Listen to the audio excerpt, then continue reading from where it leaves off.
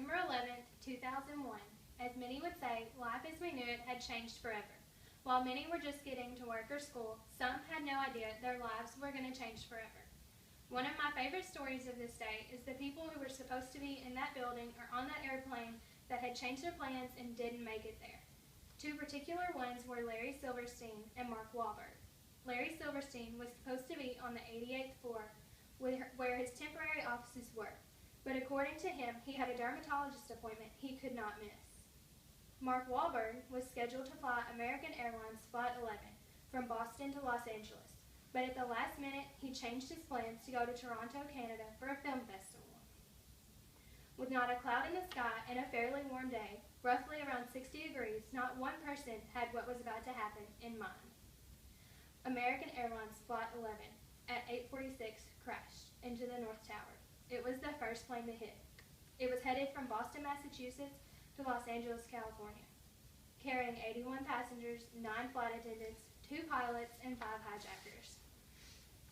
United Airlines Flight 175, the second plane to hit, its intended flight path was Boston to Los Angeles. It crashed at 9:03 into the South Tower, carrying 56 passengers, 2 flight attendants, 2 pilots, and 5 hijackers.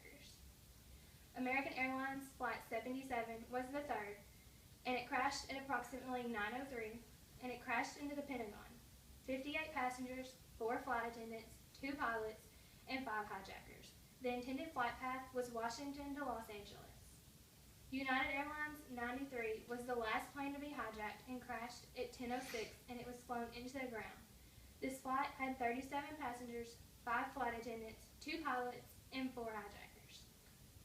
As many believe, Osama bin Laden was in charge of this terrorist attack. He was the leader of Al-Qaeda. Their aim was to overthrow the governments of the Middle East. The attack was against the U.S., was intended to reduce American support for many of these governments.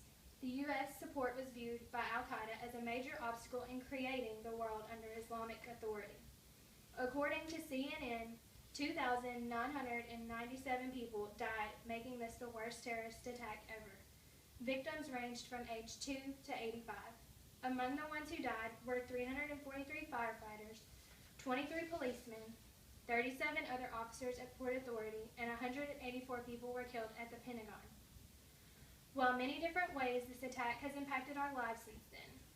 When you get on an airplane, today you must go through extensive security. You must go through a metal detector, run your bags through the baggage check, and then possibly get stopped and patted down.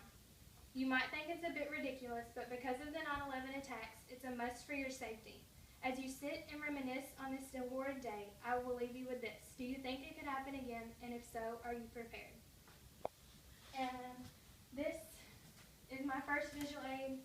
This is the towers when they were all attacked, what they looked like. And the second one was the hijackers and the planes that are listed, and the timeline of when they hit, and the map of where they flew.